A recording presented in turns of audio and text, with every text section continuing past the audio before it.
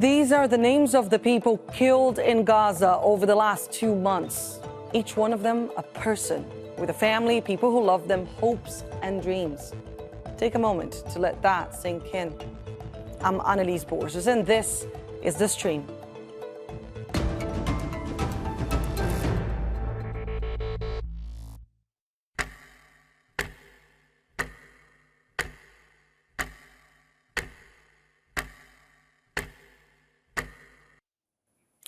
Throughout Israel's war on Gaza, there have been calls for us to remember that those killed are not just numbers. But as the death toll continues to climb, numbers is what they seem to become. It's a response called psychic numbing and is what researchers have used to explain limits on human compassion. When faced with mass atrocities and suffering, why does it seem so difficult to feel true empathy? And why are those emotions so important when it comes to taking action? Plestia Alaqad is among the voices fighting that. At just 22 years old, she has not been only sharing the news, but also living it. Plestia, thank you so much for joining us here on the stream today. We've been following some of what you experienced, and you've gone through so much over the last 2 months. Can I start by asking you just how are you doing now? You know, what's the thing? Even if I'm physically not in Gaza right now, I'm mentally there, you know. So I hadn't got the chance to process everything that happened or to process my feelings or anything.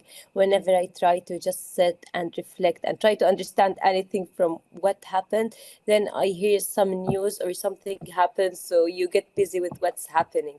Like there are news that are happening 24/7. So you don't get the chance to even sit and process the death of a beloved one, or you don't get the chance to process anything.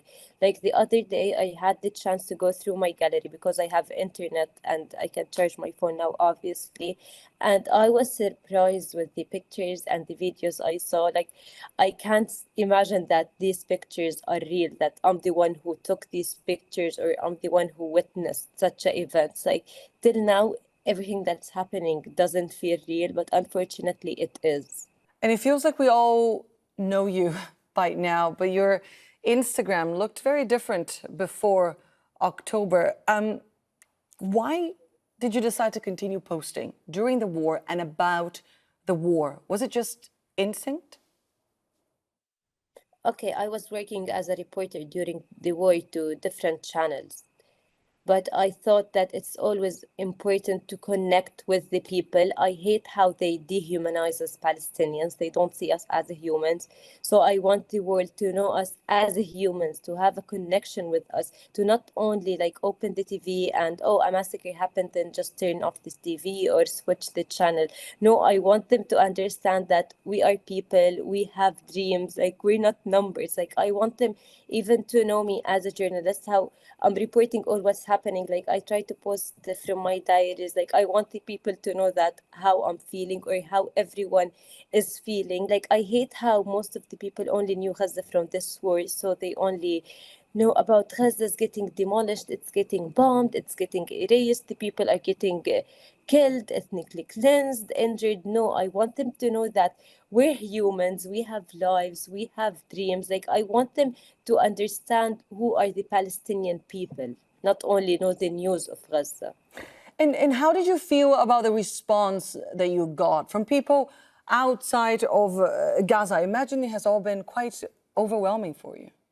Like many people, they didn't know anything about Gaza or they don't know anyone from Gaza. But after me and other journalists reporting and posting on social media as well, we're being able to reach to wider audience, not to people who only watch TV or mainstream media. And is it important for you to continue telling this story, perhaps because it's so very personal to you? Yeah, you know what's the thing? When I was in Gaza, like many times it felt that today is the last day. Like, khalas, I'll just die today. I'll get killed today. So I never thought a lot before posting anything personal because, like, so what if I posted this from my diary? Like, I never imagined I'll post my diary online, but it felt like you may die any minute, so it doesn't matter. And do you have a message that you'd like to convey through us, either to people back in Gaza, your friends, your family, or to the international community, whatever is in your heart? I just hope that people will see us as humans, and I just hope that they will understand that we're resilient and we're patient because we don't have any other option. But it's not like Palestinians are built for wars and aggressions. No, we're humans, we love life, and we want to live in peace as well, just like any other human. Like, it was my birthday before 3 or 4 days on the 10th of December.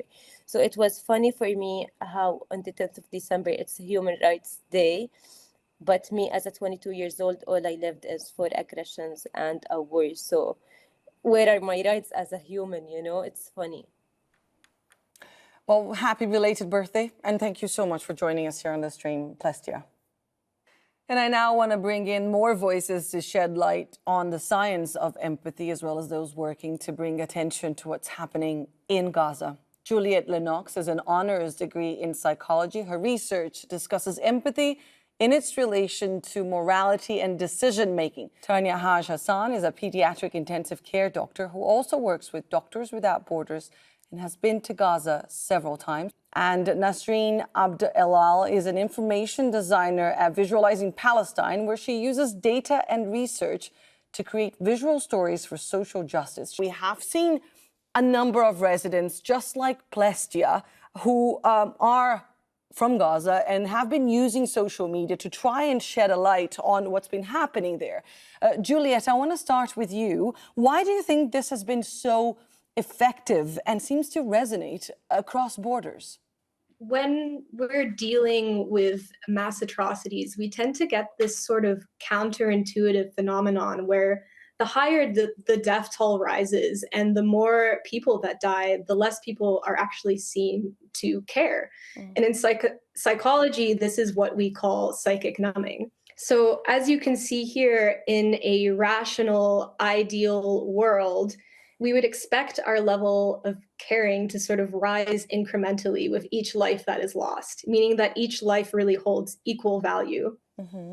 And, in the case of the graph on the right, we would expect in very large death tolls, such as in genocide, where there are larger implications as to, the safety and the sanctity of an entire population. We might even expect our level of caring and of empathy to rise exponentially. So the more the death toll rises, the more devastating each life lost becomes. That's not the case. So if we move on to this second graphic that we have here, we can see here that in reality, that's just not how humans work. So we can't actually multiply the empathy that we have for one person, by 20,000. That's just not really how our brains are wired. So in reality, our empathy levels tend to sort of level off and plateau very quickly. And then going even further, as we can see on the right here, we have what we call compassion collapse, where we sort of, the death toll gets so high that we don't really know what to do with it. And we tend to sort of cease to care at all. We become desensitized and we sort of turn away completely from the suffering. And in numerous studies and also in the real world, we've seen that humans disproportionately value individual victims or smaller groups of victims. Our brain works primarily off of gut reaction, not numbers. So back to your original question, I think it goes to follow that to make people care more about these large-scale tragedies, they have to be reminded of the suffering of individual people. You have to humanize these numbers. And that is why seeing firsthand accounts from Gazan journalists has hugely helped to combat this psychic numbing effect. And this is especially true, I think, in the context of how Western media and popular media is sort of tending to portray what is happening in Gaza. Not only have they been failing to sort of humanize individual people and individual Palestinians, but in a lot of instances, they've sort of been selectively dehumanizing them, which is only compounding this psychic numbing we're feeling. It's fascinating what you just mentioned, especially the whole compassion collapse part. Is it because we just can't deal with so much suffering and exactly, and the numbers just get kind of like all blurred and it's just too much pain, so we have to look away? In many cases, yes. It's sort of like, think about when we were cavemen and we lived in much smaller circumstances. we had no concept of 20,000 people. We were just sort of wired to care about who was in front of us and maybe the few people who were in our community.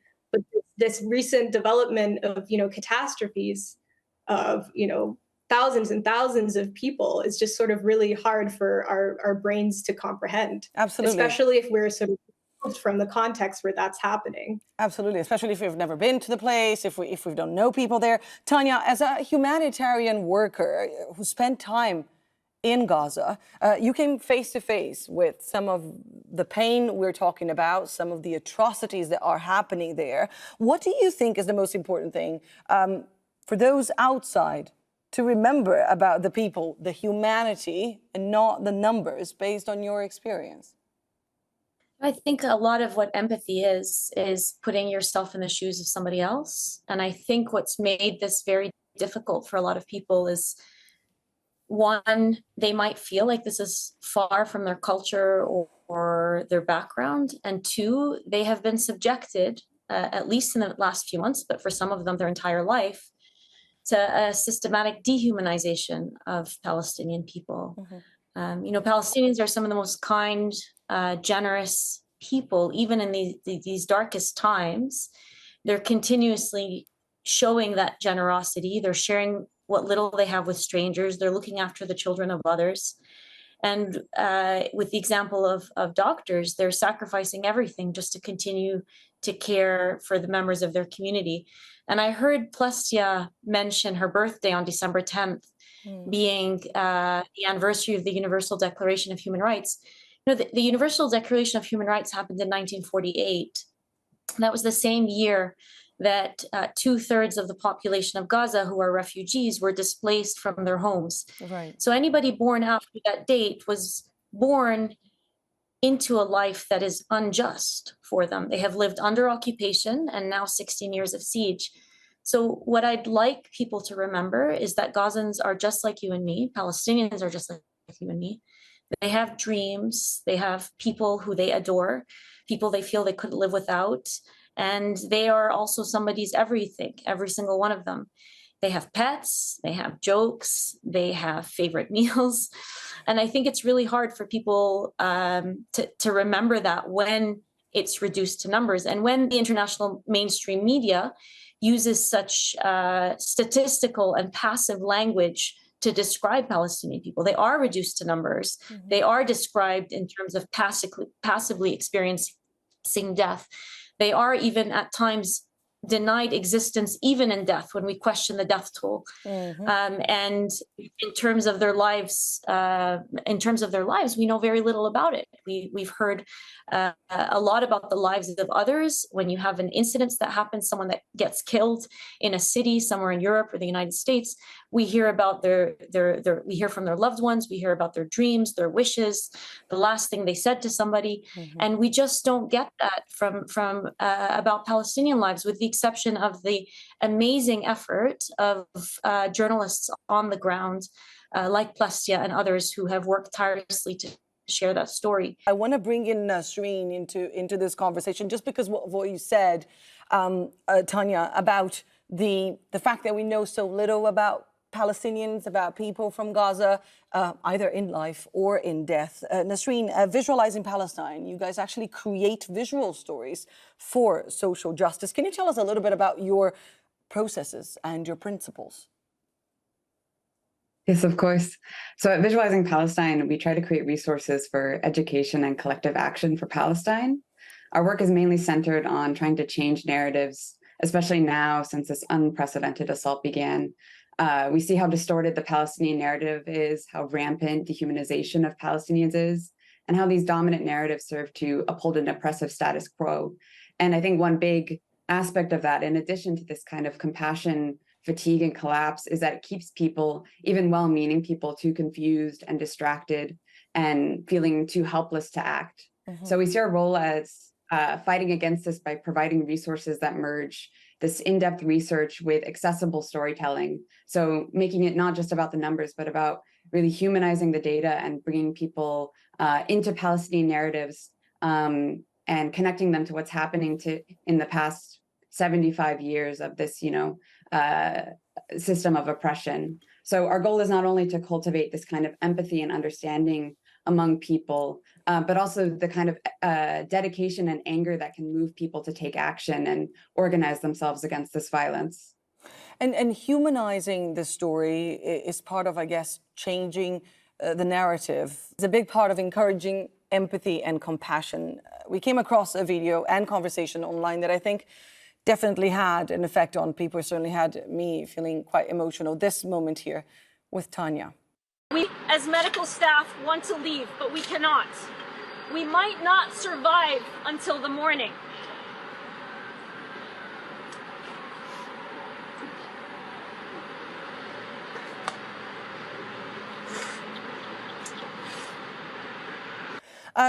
Tanya, what were you going through in that moment? What were your feelings?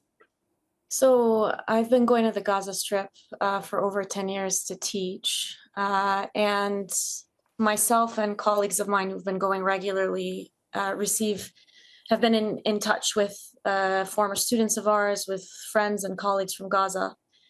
And I had just read through a series of messages from colleagues in Gaza over the last, at that point, it had been about 6 weeks. And the last message I read, and that was after about 10 minutes of reading messages, where they were crying to the world, asking the world to understand what they were going through, asking for international intervention, describing in detail what they were going through and receiving silence in return, a deafening silence. That last message we had received 1 hour before, and it was the healthcare providers in Al-Shifa hospital sending out an SOS message saying they didn't think they would survive until the next morning. This was when the hospital was taken under siege. You probably remember. Yes. And this was after the hospital was bombed, the ambulance convoy was bombed. And I was feeling obviously very sad, frustrated, and frankly devastated that the world had not responded to their cries for help. It's utterly preposterous that and atrocious that healthcare has been systematically targeted in this way, that civilians have been systematically targeted in this way. I didn't expect to cry. I don't like crying in public. I was very embarrassed. But I also didn't expect it to reach so many people. And I had a lot of people write to me and say that is their daily reaction to what's happening, and that it was cathartic to see it experienced by somebody else, because they felt like they were crying every day and had a hard time holding back their tears. Juliette, you had probably seen this clip of Tanya. We all did. Why does having personal accounts and seeing these real and raw emotions have such an effect during times like these? Right. So it kind of goes back to what I was speaking about, which is the flip side of psychic numbing. While we don't tend to inherently care about large groups of people, the way to combat that is by humanizing and highlighting individual people. And I'd like to also touch on what Tanya was saying earlier about the sort of cultural relevance of it, because I think that's a really good point, and that's something which I try to look at in my research. It's important to acknowledge that some people need to see these really moving, emotional, raw pieces of imagery in order to sort of get shaken up, to wake up in a way. So it's important to note that studies on psychic numbing typically occur from a Western perspective, and they typically look at tragedies which are very culturally removed from the participants. Whereas in reality, we would likely expect to see that the cultural relevance of an event or an issue has a huge effect as to whether we actually see this phenomenon of psychic numbing in a person. I doubt anyone in Palestine or people who sort of feel more closely related to the Arab world are looking at the TV and the statistics and going, oh, well, so what? I don't care about it, So I think it's important to note that psychic numbing is primarily an issue which affects people who are culturally removed from a context. And that's what makes these videos like what we see with Tanya and, you know, these movements like Visualizing Palestine just so important, is when someone is sort of far away from the context of a tragedy, we have to do more to bridge that gap and to make them see what is actually happening. Nasreen, in terms of the projects that you guys do at Visualizing Palestine and how you try to appeal to a wide audience, two projects really stood out for us: Remember Their Names and We Had Dreams. Can you tell us more about those two particular projects? Yes, of course. So we're a small team of VP. So in times like this, we draw on the strength of our entire community and all of their skill sets. These people who share our values and share a justice-minded vision of ending what's happening right now in Gaza. So for the We Had Dreams project, we worked with a dedicated supporter who was developing a platform to highlight the personal voices of Palestinians in Gaza. And this was reflecting what was coming out of Gaza, especially on Twitter. People saying, remember me like this. Remember me as this person who has these dreams and aspirations, and people who were directly speaking against their own dehumanization in their own words, saying no, whether they were journalists, doctors, or just everyday people. And to us, it was a really effective way of combating this daily ritual of counting, where you're counting how many days it's been, how many people are dead, how many people are wounded, how many are displaced, pulling back from that and showing how, you know, these sort of large-scale moments fit into the personal stories of everyday people and really bringing the voices of those people to a wider audience. And the Remember Their Names platform came from a similar place. It came after the Palestinian Ministry of Health released a list of over 7,000 names of martyrs after, you know, politicians and pundits had cast doubt on the Palestinian death toll. So soon after that, we got a lot of requests to visualize this list of names, saying, here we have these 7,000 names, we have their names, we have their ages. So we worked with a friend of the organization who was a web developer, alongside a team of dedicated volunteers who helped us transliterate the names into English. And, you know, basically, to us, it was an important form of remembrance. So as Israel continues to deny or distort the sort of genocidal nature of this assault, as it's bulldozing graveyards and preventing families from reaching their loved ones still trapped under the rubble, remembering the dead and saying their names, saying that they existed, is an essential part of combating this genocide. Absolutely. And making sure that what happens to every person is remembered. And in terms of giving voice to people in Palestine and letting them be able to use their own words, on the 6th of December, Palestinian writer, poet, and activist Rifat Al-Arir was killed in an Israeli airstrike. This poem was one of the last things he posted on social media. If I must die, you must live to tell my story, to sell my things, to buy a piece of cloth and some strings.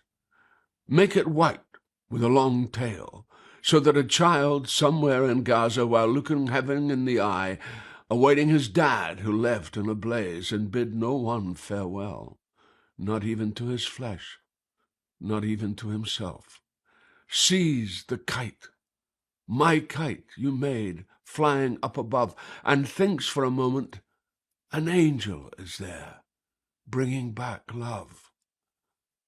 If I must die, let it bring hope. Let it be a tale. Tanya, I would like to give you a final word here, and very briefly, if possible, what is your hope for the future of the people you met in Gaza throughout your years working there?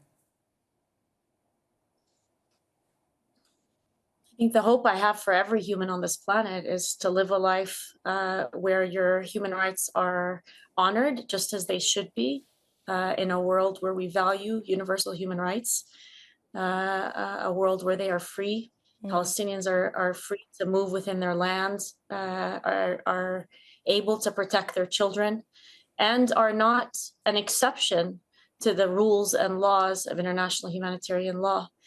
And then in terms of the future of the Palestinian people, I mean, that's for them to decide. I hope they have the agency that any human deserves in determining the future of them and their families and their people. Tanya, Juliette, Nasreen, thank you all so much for joining us here on the stream today. And thank you all for tuning in. Don't forget, you can stay in touch online. If you have a conversation, a story, or a topic that you'd like to see us discuss here on the show, we're all ears. Use a hashtag or the handle AJStream, and we'll look into it. Take care, and I'll see you soon.